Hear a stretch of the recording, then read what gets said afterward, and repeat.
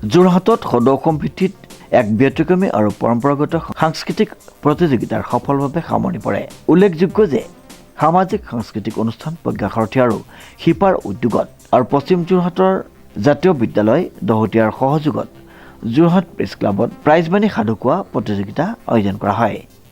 আপোনালোকক ধন্যবাদ জনাইছোঁ। আপোনালোক যেনেকৈ আহিছে কণ শিশুসকলক উৎসাহিত কৰিবৰ কাৰণে। আমি প্ৰজ্ঞাসাৰথী, শিপা আৰু দহোটীয়া জাতীয় বিদ্যালয় আমি তিনিওটা অনুষ্ঠান লগ লাগি পেলাই এই সাধু কোৱা প্ৰতিযোগিতাখন অনুষ্ঠিত কৰিছোঁ। আচলতে প্ৰজ্ঞাসাৰথীয়ে পূৰ্বেও কেইবাবাৰো এই প্ৰতিযোগিতাখন অনুষ্ঠিত কৰি আহিছোঁ। শিশুসকলৰ মানসিক আৰু উদ্দীতাৰ কাৰণে, মানসিকভাৱে তেওঁলোক যাতে আগবাঢ়ি যাব পাৰে তাৰ কাৰণে এই ব্যৱস্থাটো আমি কৰিছোঁ। আৰু খুব বেছি ভাল লাগে যে শিশুসকলে যোৱা এটা বছৰ আমি কৰা নাই যদিও ইমান উৎসাহেৰে ওলাই আহিছে। আজিও শতাধিক ছাত্ৰ ছাত্ৰী আমাৰ মাজলৈ ওলাই আহিছে। আমি তেওঁলোকক যাতে আগবঢ়াই লৈ যাব পাৰোঁ, উৎসাহিত কৰিব পাৰোঁ তাৰ কাৰণে প্ৰজ্ঞাসাৰথীয়ে কাম কৰি আহিছে, শিপাই কাম কৰি আহিছে আৰু আজিও আমি তাৰ কাৰণে এই অনুষ্ঠানটো আগবঢ়াই দিছোঁ। খুব ভাল লাগিছে। উল্লেখযোগ্য যে উক্ত প্ৰতিযোগিতাৰ মূল উদ্দেশ্য আছিল আধুনিক যুগত লুপ্তপ্ৰায় হ'ব ধৰা অসমৰ পৰম্পৰাগত সাধু কোৱা সংস্কৃতি পুনৰ জীৱন্ত কৰি তোলা আৰু নৱ প্ৰজন্মৰ মাজত লোক সংস্কৃতিৰ প্ৰতি আগ্ৰহ বৃদ্ধি কৰা। অনুষ্ঠানটিত যোৰহাট জিলাৰ লগতে ৰাজ্যৰ বিভিন্ন প্ৰান্তৰ পৰা অহা কেইবাখনো বিদ্যালয়ৰ ছাত্ৰ ছাত্ৰীসকলে অংশগ্ৰহণ কৰে। প্ৰায় 100ৰো অধিক প্ৰতিযোগীয়ে এই সাধু কোৱা প্ৰতিযোগিতাত অংশগ্ৰহণ কৰে বুলি আয়োজকসকলে জানিবলৈ দিয়ে। প্ৰতিযোগিতাত অংশগ্ৰহণ কৰা ছাত্ৰ ছাত্ৰীসকলে নিজ নিজ ভাষাশৈলী কণ্ঠস্বৰে উঠানামা, ভাৱভংগী আৰু অভিনয়ৰ জৰিয়তে সাধুসমূহ অতি সজীৱ ৰূপত উপস্থাপন কৰে।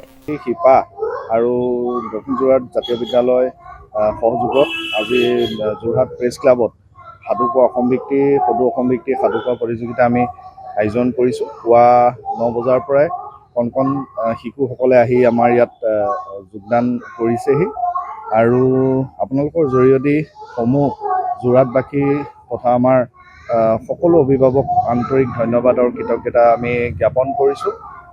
আমাৰ প্ৰায় শতাধিক শিশুসকলে আমাৰ ইয়াত আজি যোগদান কৰিছে। তাৰ কাৰণে বিশেষভাৱে আমাৰ আজি ভাল লাগিছে। আজি এই অনুষ্ঠানটি আমি আয়োজন কৰিবলৈ পাই নিশ্চিতভাৱে সকলোৱে জানে যে আমাৰ আজি যিটো যান্ত্ৰিকতাৰ যুগত আমাৰ যি শিশুসকলৰ পৰা এই সাধু কোৱা যি আমাৰ পুৰণি কালৰ যি আমাৰ ককা আইতাহঁতে কোৱা যি আমাৰ সেই মনত পৰে, সেই যিটো আমাৰ সাধু শুনিয়ে হয়তো আমি ভাত খাইছিলোঁ বা শুইছিলোঁ, সেই সাধু আমাৰ মাজৰ পৰা হেৰাই গৈছে। সেই আমাৰ সাধু কোৱা যিটো আমাৰ এটা পৰিৱেশ আছিলে, সেই পুনৰ আমি সৃষ্টি কৰি ৰাখি আমাৰ শিশুসকলৰ মানসিক বিকাশ গঢ়াৰ উদ্দেশ্যে আমাৰ এই তিনিওটা অনুষ্ঠান মিলি আমি সাধু কোৱা প্ৰতিযোগিতা প্ৰায় আয়োজন কৰি আহিছোঁ। আজিও ব্যতিক্ৰম নহয়। আমাৰ আজি এই শিশুসকলক আমাৰ নগদ ধনেৰে আমি পুৰস্কৃত কৰা হ'ব শেষত। বিশেষকৈ শিশু আৰু কিশোৰীসকলৰ সাৱলীল উপস্থাপন আৰু আত্মবিশ্বাসে উপস্থিত দৰ্শকক আপ্লুত কৰে। প্ৰাচীন লোককথা, নীতিশিক্ষামূলক সাধু আৰু সামাজিক বাৰ্তাসম্পন্ন কাহিনীৰ জৰিয়তে প্ৰতিযোগিতাখনিয়ে সকলোৰে মন আকৰ্ষণ কৰিবলৈ সক্ষম হয়। উক্ত অনুষ্ঠানত উপস্থিত থকা বিশিষ্ট অতিথি আৰু বিচাৰক মণ্ডলীৰ এই ধৰণৰ প্ৰতিযোগিতা নৱ প্ৰজন্মৰ বাবে অতি প্ৰয়োজনীয় বুলি উল্লেখ কৰে। তেওঁলোকে কয় যে সাধু কোৱা সংস্কৃতিৰ জৰিয়তে শিশুসকলৰ কল্পনা শক্তি, ভাষাগত দক্ষতা আৰু নৈতিক মূল্যবোধ গঢ় লৈ উঠে। ভৱিষ্যতে এনে অনুষ্ঠান অধিক ব্যাপক ৰূপত আয়োজন কৰাৰো আহ্বান জনোৱা হয়। অনুষ্ঠানৰ অন্তত শ্ৰেষ্ঠ প্ৰতিযোগীসকলক পুৰস্কাৰ আৰু প্ৰমাণ পত্ৰ প্ৰদান কৰা হয়। সৰ্বপ্ৰথমে আপোনালোকক ধন্যবাদ জনাইছোঁ আমাৰ ইয়ালৈ অহাৰ বাবে।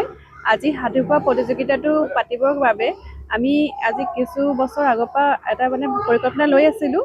ইয়াৰ আগতো আমি কিছুমান অনুষ্ঠান কৰিছিলোঁ। তেতিয়া আমি ভাবিলোঁ যে আমাৰ যিসকল ছাত্ৰ ছাত্ৰী তেওঁলোকৰ যিটো চিন্তাধাৰা আৰু বিশেষকৈ আহি দুষাৰ কথা পতা, নিসংকোচে কিবা এটা ধুনীয়াকৈ আহি ক'ব পৰা, সেই বস্তু নাইকিয়া হৈ গৈ আছে। তেওঁলোকে কিতাপৰ শিক্ষাৰ লগতে অকল সীমাবদ্ধ থাকি গৈছে, কথা পাতিব নজনা নিচিনা হৈ গৈছে। তেতিয়া আমি ভাবিলোঁ যে আমি সৰুতে যি সাধু পঢ়িছিলোঁ, বুঢ়ী আই সাধু বা অন্যান্য সাধু আমাৰ অসমীয়া কিতাপতো আছিলে, সেই ইমান ধুনীয়া সাধুখিনি পঢ়ি তাৰপৰা আমি যিখিনি শিক্ষা পাওঁ, সেইখিনি যদি আমাৰ নতুন ছাত্ৰ ছাত্ৰীখিনিয়ে শিকে আৰু তেওঁলোকে তাৰপৰা কিছুমান শিকিব পাৰে, সেইটো কাৰণে আমি সাধু কোৱা প্ৰতিযোগিতাটো অনুষ্ঠিত কৰিম বুলি মনতে আমি ভাবিলোঁ, পৰিকল্পনা ল'লোঁ আৰু সকলোৱে আলোচনা কৰিলোঁ।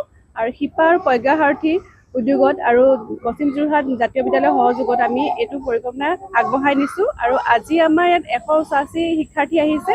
আমি যোৰহাটৰ মাজমজিয়াত থকা যথেষ্টখিনি স্কুলত গৈ আমি নিজে নিমন্ত্ৰণী চিঠি দিছিলোঁ যাতে তেওঁলোকৰ ছাত্ৰ ছাত্ৰীসকল আহক, ইয়াত আজি অংশগ্ৰহণ কৰক আৰু তেওঁলোকৰ নিজৰ বৌদ্ধিক বিকাশৰ পৰিচয় দিয়ক।